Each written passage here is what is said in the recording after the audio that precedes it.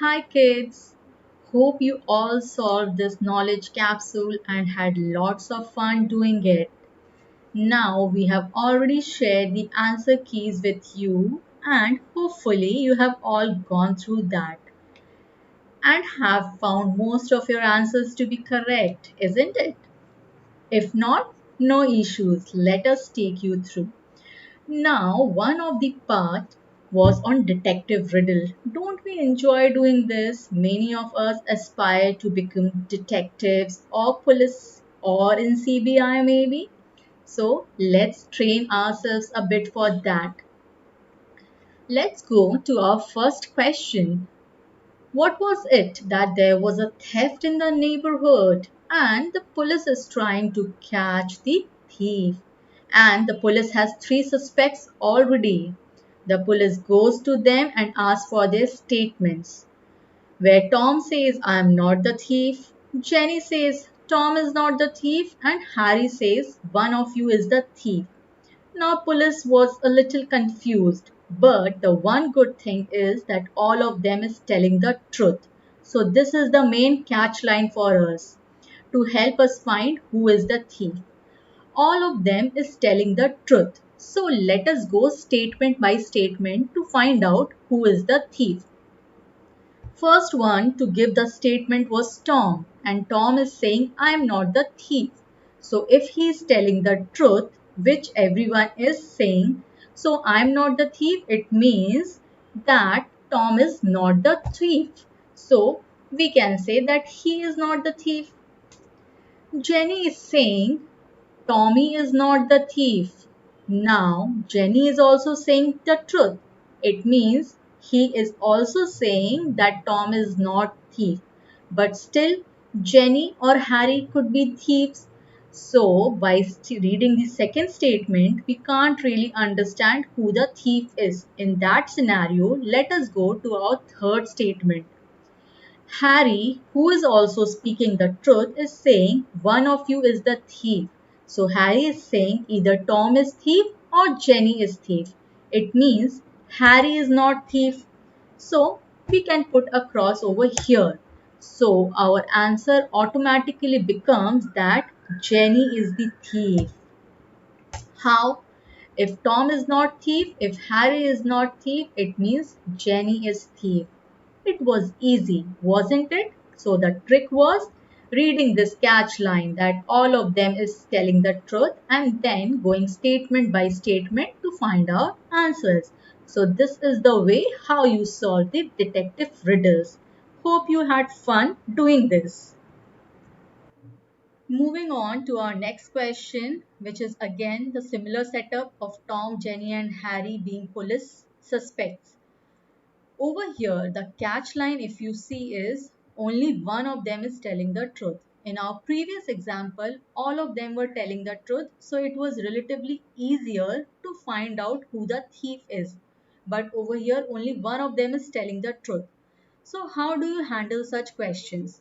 Over here, the best way to solve such riddles is to create three scenarios like shown below. Over here, if you see, I have made three scenarios and I have copied the statements told by Tom, Jenny and Harry. In each scenario, I have taken one person to be speaking the truth while other two are giving false statements. So in scenario 1, if you see, I'm saying that Harry has spoken the truth while other two have given false statements. In scenario 2, Jenny has true statement and in scenario 3, Tom has the true statement. Now let's go scenario by scenario. While we start solving this, keep in mind that only one of them is telling the truth. So the statement of other two has to be false. If that statement turns out to be true, we would understand that this scenario is not working. So we would move on to our next scenario. Let's start with our first scenario. Over here, we have taken Harry to be speaking the truth. Now Harry is saying, I am not the thief. Okay, so if he is speaking truth and he is saying, I am not the thief, it means we can cross out Harry over here. So Tom and Jenny, one of them has to be the thief. Jenny is saying Tom is the thief.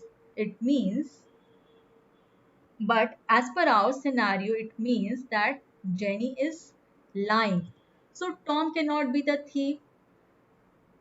Jenny has to be the thief. Then only Jenny would be giving false statement. Let's see what Tom is saying. Tom is saying, I am not the thief. But it becomes a true statement because as per Jenny's statement, Jenny is the thief. So Tom is saying I am not the thief and it is turning out to be a true statement which is not possible. So this scenario 1 does not work for us. So it is a wrong scenario. Let's move to our second scenario. Over here, who is speaking the truth? Jenny is speaking the truth. And what is Jenny saying? Jenny is saying that Tom is the thief. Okay, so if Tom is the thief, we can put a cross in front of Tom. Let's see what Tom is saying. Tom is saying, I am not the thief. Okay, but as per Jenny's statement, who is speaking truth, Tom is the thief. And Tom is saying, I am not the thief. So he is saying false. Okay, it works as per our scenario. So Tom is the thief. And Jenny and Harry is not thief. So let's go to Harry's statement. Harry is saying, I am not the thief. I am not the thief, which is correct because as per Jenny, Tom is the thief. And Harry is saying, I am not the thief, but he should be saying false. But over here, he is saying correct. So this scenario also doesn't work for us. So we can rule out this scenario also. Let's go to our third scenario. Over here, Tom is speaking the truth. What is Tom saying? Tom is saying, I am not the thief. Okay, so if Tom is not the thief, either Jenny or Harry, one of them is the thief. Let's find out who the thief is. Jenny is saying, Tom is the thief. And Tom is saying, I am not the thief, and Tom was giving the true statement. So Jenny's statement is false, which works as per our scenario. But when Jenny is saying Tom is the thief, that doesn't really help us. Let's go to Harry's statement. Harry is saying, I am not the thief. But as per our scenario, Harry should lie if he is saying, I am not the thief. It cannot be true. It means he has to be the thief, then only his statement is false. If his statement is false and he's saying, I am not the thief, so actually he is the thief. So we have our answer now. Who our thief is? Harry is our thief. So that is how we solve our riddles, where we have different scenarios and only one of the suspect is speaking the truth. Go step by step and see which statement is possible and which statement is not possible. To our next question, that is our next slide altogether, which was the challenge corner. It was interesting, a little tough, maybe. Let's solve it. Over here, our question was that we have to replace the below letters. So we have few alphabets over here. And these alphabets have values from 0 to 9. Based on that, we have to find out what is ME plus ME equals to PEE. That is, what is the value of M, what is the value of E, and what is the value of P. So let us put our question in this format, which we all are familiar with. ME plus ME is equal to PEE. Now let's put our digits one by one. We always start from our right hand corner. So if suppose E is 1, E plus E becomes 2. That is 1 plus 1 becomes 2. That's not possible because all have to be the same digits. Let us make it 2. It becomes 2 plus 2, 4. That is also not possible. 3 plus 3 becomes 6. Not possible. 4 plus 4 becomes 8. Not possible. Numbers are changing. 5 plus 5 becomes 10. No, that cannot be the number. 6 plus 6 becomes 12. 7 plus 7 becomes 14.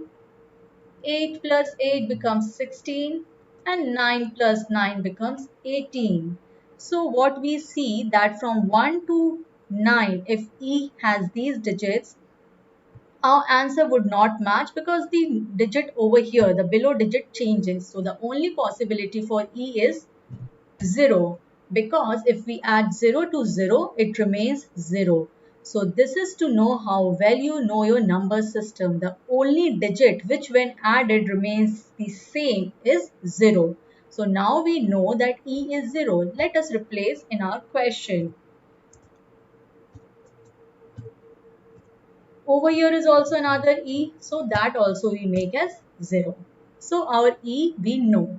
Now we have to find out what M is. What number when added gives us 0? From this side we know 0 plus 0 gives us 0, but there is one more number.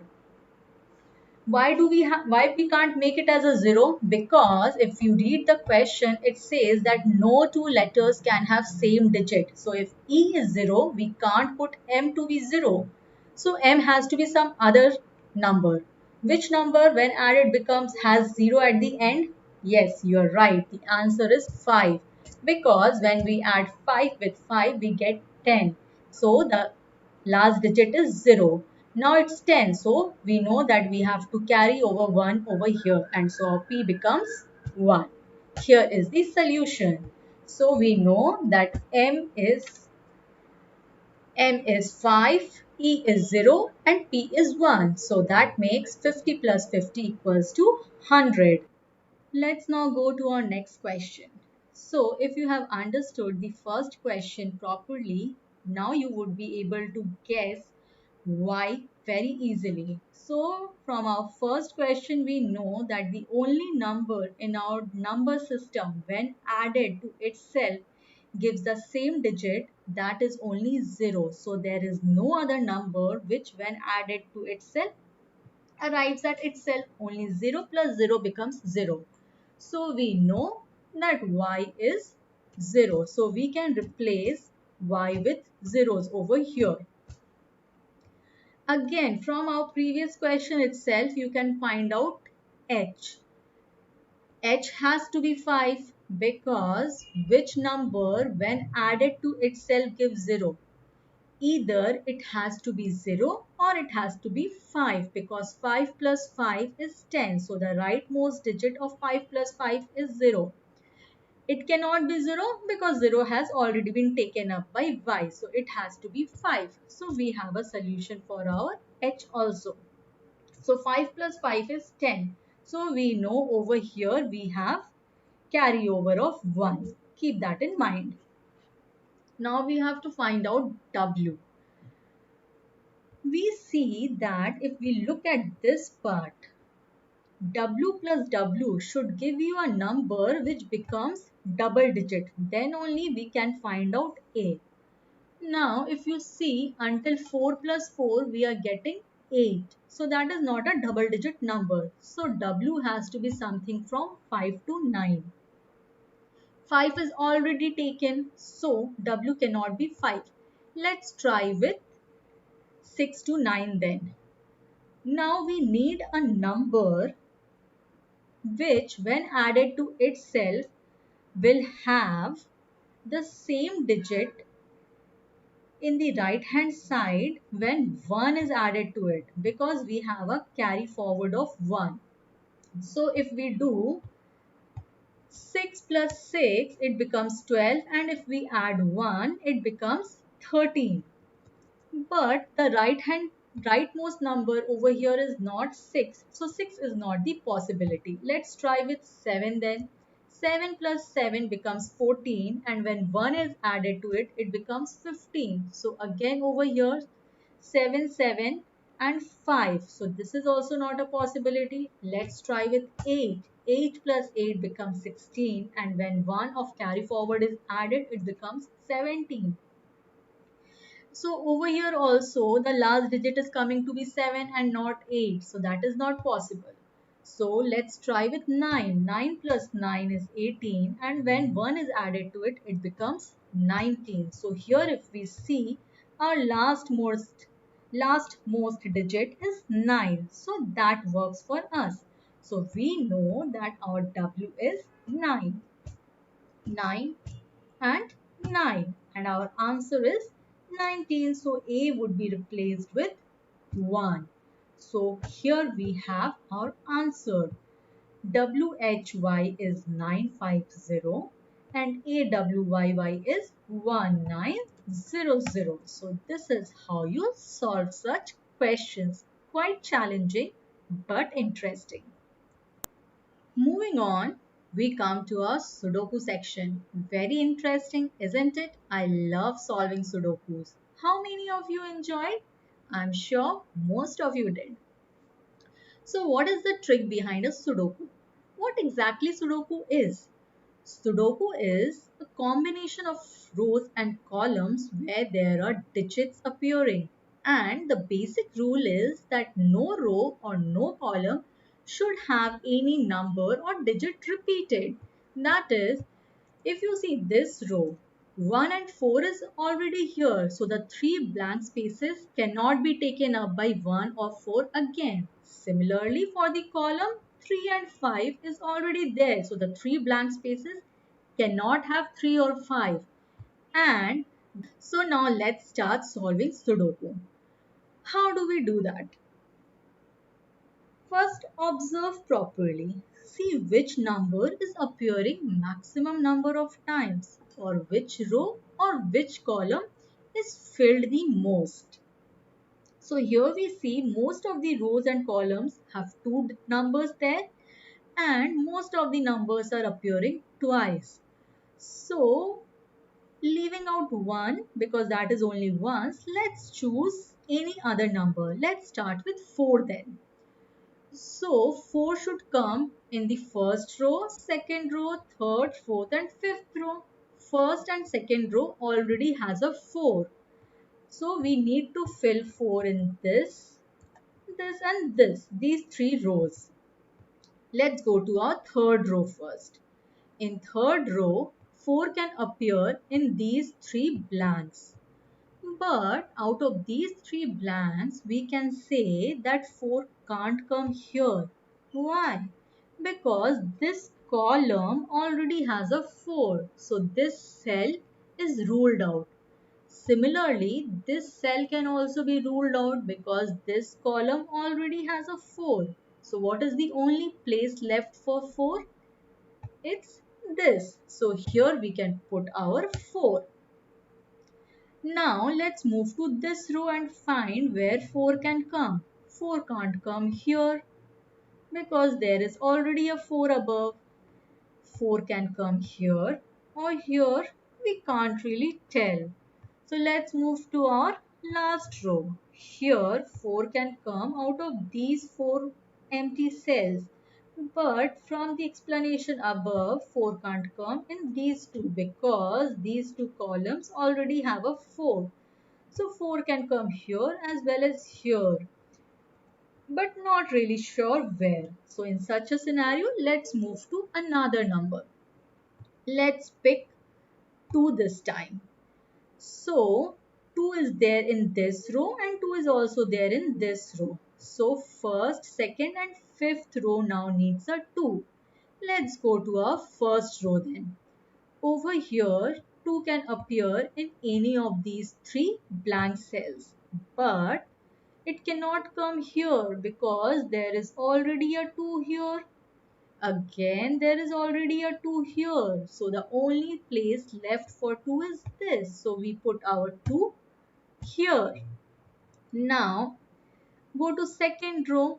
2 can come here, here or here. But it can't come here. It can't come here. So it can come here or here. But not really sure where. So let's move to our last row. Over here also we can't really say of here or here where it would come. So let's leave 2 for a while. Moving on to another digit. What do we see? That this column is almost filled. What is left over here? 1. So we can very well put 1 here. This column is complete. Now with the help of this column, let's try solving this row. This row now requires a 3 and a 4. Now since 3 cannot come here, 3 has to come here. So let's put a 3 here. And now since the only number left is 4 in this row, we can easily put a 4 over here. Let's look at this column then. Which numbers are left in this column? 2 and 5. Now since 5 is already here, 5 has to go here and 2 has to come here. Now let's go and find our place for other numbers. What is left in this third row? 1 and 5. We see that 5 is already here. So 1 should come here and 5 should go here. Now your Sudoku is becoming very easy to solve. If you are able to solve one or two rows, the rest of the rows can be very quickly filled up. What is left in this column if you see? 2 and 3.